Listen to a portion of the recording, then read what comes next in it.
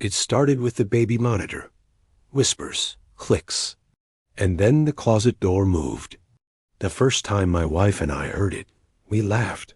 There was no way anyone was in our baby's room. A series of light taps and the sound of whispering voices. At first, the sound seemed to be coming from the closet, but then it appeared to come from under the crib. She hadn't been able to get through to emergency services. If whatever was in our baby's closet wanted our baby, it could take her if it really tried. But maybe it just wanted to scare us away. I thought maybe we should pack a bag and leave town for a while. Maybe whatever had entered our home would eventually get bored and leave us alone. I was getting texts every couple minutes, and each one said the same thing. Where did you go? Why did you leave? They had found the baby monitor in a field about 2 miles away from our house. Someone had smashed the screen, and it was broken. We heard these kinds of messages over and over again. Each one of them filled us with dread. The rest of the investigation was a blur of interviews and dead ends. The police seemed to think that we had done something terrible and were hiding our baby's body somewhere. Now it was as if they believed us. They could see his home address from where they had tracked him in the footage. They raided the house and took the man into custody for questioning. The lights turned on in our room, and that he had hid our baby at a friend's house. But when the police arrived at this friend's house, our baby was gone. They never did find her. The police came inside and set up a perimeter around the house, searching every room and closet. Something had compelled him to take our baby, but it was unclear what. He claimed to have no connection to our home and had no idea why he had chosen us. He said that he had only found the monitor in the field and wanted to return it. What makes this story the most terrifying is that we still don't know what really happened that night. Whoever or whatever had entered our home never left. Our baby was never found, and the man who confessed to taking her has never shown signs of mental illness. And yet he committed the ultimate evil without reason. But when the police searched his house, they found my wife's necklace hidden in a drawer. The cops brought the man back in for more questioning. This time he broke down and confessed. They even brought in a canine, but the dog didn't pick up our baby's scent anywhere. They found nothing. Thanks for watching. The number was the area code of where we used to live, but all those numbers were unlisted. I knew that whoever was texting me wasn't trying to talk to me, but to scare me. The line had disconnected. I tried calling 911 from my phone, but the call wouldn't go through. I didn't know if the line was busy with other people. Also, we called the police again and begged them to protect us. They agreed to station a patrol car in front of our friend's house that night. We saw a man carrying our baby monitor, which matched the time that we had reported the monitor missing. But we had never seen this man before in our lives. There was nothing distinctive about him. No distinguishing features, tattoos, or scars. He was just an average Joe who seemed to have taken an interest in our baby. But strangely, the police refused to come inside and talk to us. They just sat in their cruiser in the driveway and watched us, reporting strange activity in their homes, or if whoever was watching us had interfered. I don't want to believe that last part, but I never got over the feeling that someone or something didn't want us to call for help that night. Then the closet door started moving slowly, as if someone or something was opening it. They searched the house, the yard, and even the attic.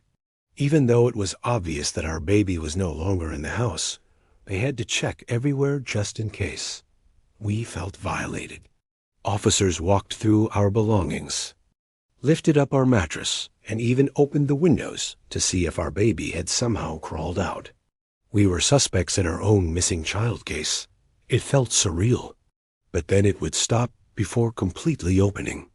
Our friends and family lived far away, so it was just us for company. He lives 3 hours away, and we knew that he would come to help us if we asked him, even though we hated burdening him. He arrived the next morning with his wife. After hearing what happened, they both insisted that we should stay at their home rather than going back to the house where our baby disappeared. We packed a few things and left. We were exhausted from lack of sleep and overwhelmed by being new parents. When the officers found nothing, they told us that they would keep looking for our baby, but that we should probably start preparing ourselves for the worst. I remember looking at each other, not saying anything, but thinking, there is no way someone is trying to break into our baby's room. This must be some trick of our overactive imaginations. We were sure of it, but everything seemed fine. In the end, it wasn't a person, but something far scarier than any human intruder. I went back to bed and fell asleep next to my wife. I told my wife to call 911. As I looked at the monitor, I noticed that the closet door was now wide open, and there was a shadow on the wall that shouldn't have been there. My wife was still on the phone when I got to the closet and reached inside to make sure our baby was okay. Nothing was there. A baby monitor was on the floor, and the plug had been ripped out of the outlet. I pulled out the blanket, stuffed animals and clothes from the closet. Still nothing. The closet was empty. About an hour later, we heard the same sounds again, this time louder. I turned on the baby monitor, and the camera showed nothing out of the ordinary. Just the empty crib where our sleeping baby should have been. Again, the closet door started to open, but this time the whispering voices grew louder, and I saw the doorknob turn. Our baby girl was our first child, and her nursery was on the second floor. The only way to get to her room was through our bedroom, because the hallway was too small for the crib and dresser that we had to put outside the door. It was nice having the baby monitor in our room, so we could hear her if she cried. But what we heard that night was nothing like her cries. It was about 4 a.m. when we first heard it. I got up to check the room and the door. This is the story of what happened next. I jumped out of bed and ran to the baby monitor. When I came out of the room, my wife was crying and talking to the operator. My wife and I went downstairs to hide in the living room while we waited for the police to arrive. But when the police arrived, they told us that we couldn't leave until they had finished their investigation. We had moved to the house after our baby was born to recover from pregnancy and childbirth. After the police left, we made a desperate call to our friend.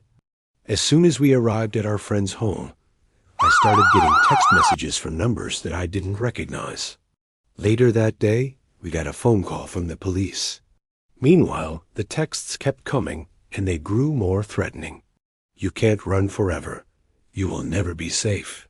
After 2 weeks of constant harassment, we had had enough. That's when my wife and I finally broke down and told them that we had seen the closet door move. Later that night, the police let us watch the surveillance footage that they had taken from the Ring cameras of neighbors' houses. The police looked at the footage and determined that he had returned home after dropping the monitor off. At first, he denied knowing anything about our missing baby. He admitted that he had snuck into our house while we were sleeping and kidnapped our baby. He said that he had returned home after seeing, and the man who confessed to kidnapping her had no motive and no memory of what he had done. Even after 4 years, the police have never recovered our baby's body, and we have no idea what happened to her. So what do you think happened in this story? Let me know your thoughts in the comments below. And please remember to support the channel.